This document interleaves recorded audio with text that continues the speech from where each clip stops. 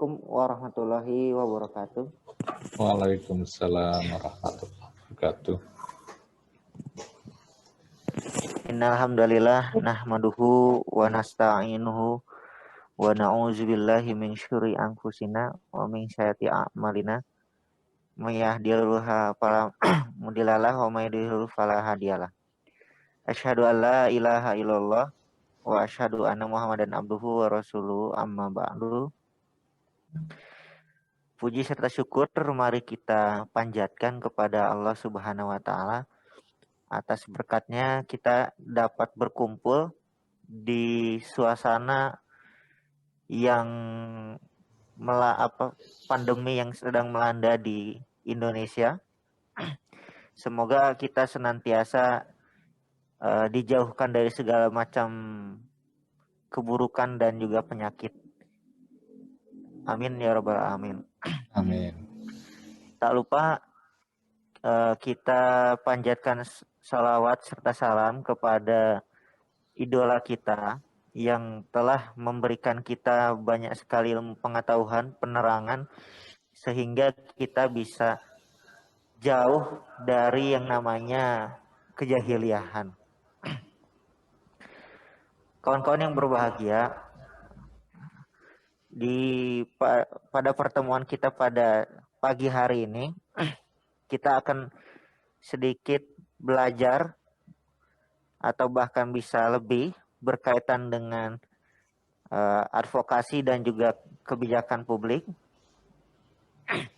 Nah, kita sebagai kader muda Muhammadiyah dan juga sebagai organisasi gerakan mahasiswa, seyogianya mempunyai peranan penting dalam melakukan advokasi, baik itu di dalam ranah kemahasiswaan ataupun ranah-ranah publik lainnya.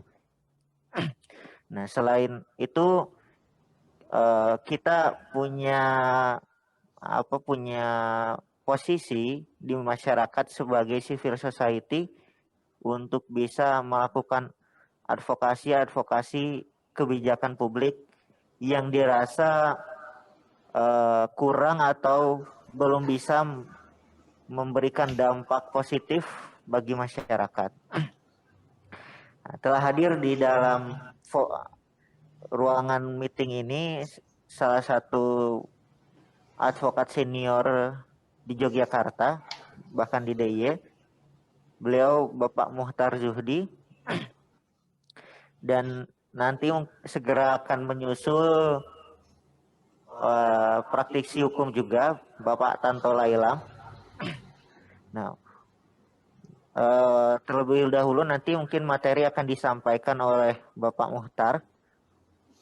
Nah, sedikit profil terkait dengan beliau. Beliau merupakan salah satu dosen tetap di Fakultas Hukum UMY. Aktivitasnya selain menjadi dosen, tadi sudah dijelaskan bahwa beliau juga seorang advokat senior. Di antaranya beliau sekarang memegang in-house lawyer di PT Garuda Indonesia Airlines, PT Prinsewu Restaurant Group, kemudian PKU Muhammadiyah Bantul.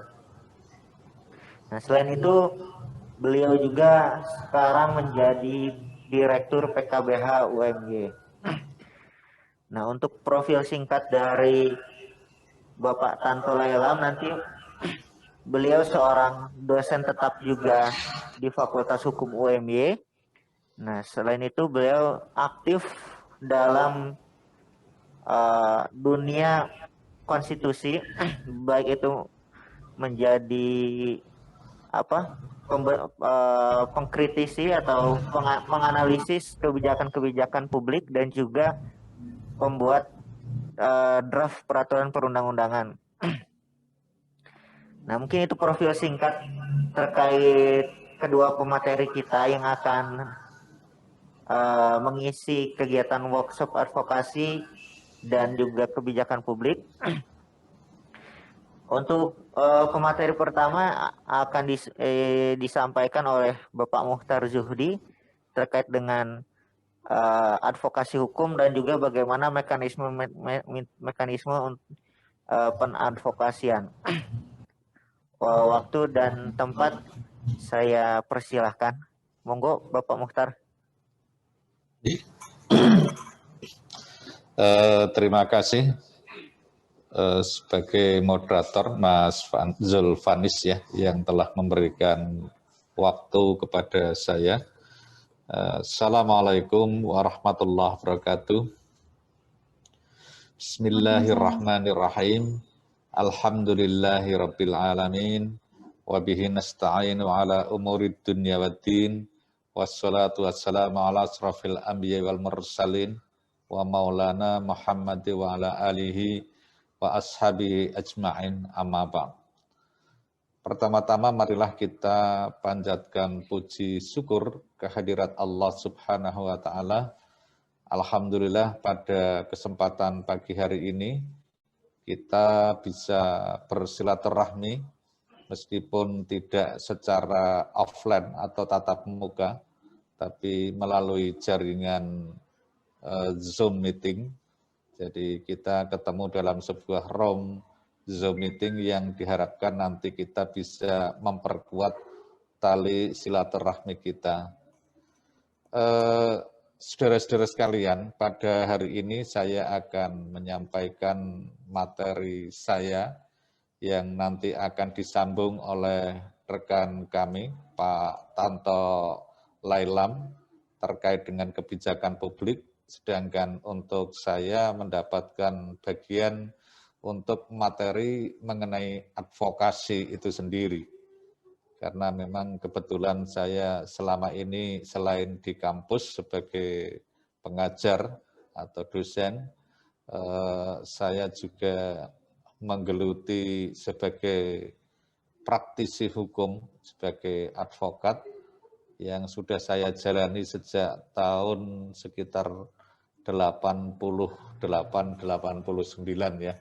Saya sudah berkecimpung di dunia advokat yang waktu itu mulai dari LBH Yogyakarta, saat itu adalah direkturnya Pak Artijo Alkostar, yang kemudian beliau selain akademisi di FH UII juga berlanjut mengembangkan karirnya sebagai seorang hakim agung ya, yang cukup ternama karena komitmen beliau sebagai seorang penegak hukum yang memiliki segudang pengalaman dan syarat dengan idealisme dan komitmen dalam penegakan hukum. Nah, kebetulan saya sebagai juniornya waktu itu di LBH, yang kemudian saya jalani sampai sekarang bersama-sama sebagai akademisi sekaligus sebagai advokat, yang kebetulan saya jalani ya beberapa kasus-kasus yang sudah kami tangani, yang kebetulan kami menjadi salah satu timnya, yang tadi sudah disebutkan oleh moderator atau sebagai hostnya Mas Fanis. Kebetulan saya sampai sekarang masih dimanfaatkan sebagai in-house lawyer di beberapa corporate ya, karena memang kami pernah menangani kasus-kasus di corporate tersebut, Garuda Indonesia Airlines, kemudian beberapa corporate yang lain. Baik, saya akan memulai dari apa toh sebetulnya advokasi itu sendiri ya.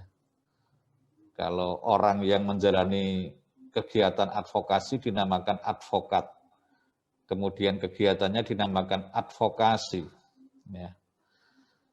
Kalau advokasi itu dari beberapa literatur yang saya baca, saya mencoba merumuskan pengertian yang lebih sederhana, bahwa advokasi itu adalah mekanisme kontrol terhadap kekuasaan. Advokasi juga dapat dipahami sebagai proses check and balance. Ya. Advokasi kebijakan publik adalah proses di mana individu atau kelompok dan organisasi berusaha mempengaruhi kebijakan publik. Itu advokasi yang dalam arti umum. Namun yang paling populer justru advokasi itu advokasi yang sifatnya sempit.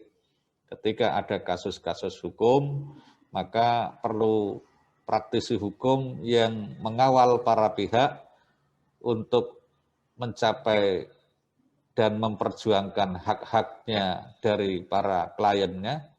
Nah, mulai baik yang bersifat litigasi maupun non-litigasi. Kalau untuk advokasi, pada umumnya itu dilakukan secara non-litigasi. Pendampingan atau pengawalan secara non-litigasi. Artinya di luar pengadilan. Tapi kalau advokasi dalam arti sempit, memang yang justru lebih populer yang ini, yang dilakukan oleh para advokat-advokat. Seseorang untuk bisa menjadi seorang advokat itu tentu ada persyaratannya. Ya. Pertama harus seorang sarjana hukum yang sudah mengikuti pendidikan profesi advokat, atau mungkin pendidikan yang dianggap setara dengan hukum, misalnya fakultas syariah, itu juga diperbolehkan. Kemudian nanti mengikuti pendidikan advokat dan ujian advokat, magang 2 tahun, kemudian nanti baru bisa mendapatkan lisensi atau izin praktek sebagai seorang advokat. Itu kalau yang sekarang, yang diatur di dalam undang-undang advokat. Tapi kalau dulu, tidak. Kalau dulu di handle oleh pengadilan yang bernaung di bawah Mahkamah Agung, baik untuk pembinaan, pengawasan maupun untuk bisa diterima sebagai advokat diuji oleh pengadilan tinggi yang ditunjuk oleh Mahkamah Agung. Nah, tugasnya apa advokat itu? Tadi saya katakan, kalau yang di pengadilan ya ketika ada masyarakat mencari keadilan yang memang tidak bisa diselesaikan di luar pengadilan, harus sampai ke pengadilan kita kawal. Tapi juga advokat tidak hanya sesempit itu. Kita bisa melakukan advokasi dalam arti luas termasuk yang non-litigasi. Baik kepada perseorangan, ataukah mungkin sebuah korporasi, atau sebuah masyarakat, kelompok masyarakat, atau bahkan advokasi bagi pemerintah, atau bahkan dalam arti luas negara. Nah, yang akan kita bicarakan adalah advokasi yang sifatnya umum. Ya, di sini tadi sudah saya katakan, karena tema kita ini dalam rangka pengabdian masyarakat ya, untuk memberikan satu pemahaman atau pembekalan bagi para kader-kader Perserikatan Muhammadiyah, Anda ini ya, agar bisa memahami apa itu advokasi dan bagaimana cara melakukan advokasi dan sasaran apa yang akan diadvokasi, kemudian targetnya apa yang akan dilakukan advokasi. Nah, sehingga di sini lebih tepatnya advokasi kebijakan publik. Nanti tentang apa itu kebijakan publik, Pak Tanto Lailam yang akan mempresentasikan materi tersebut. Saya lebih spesifik tentang advokasinya.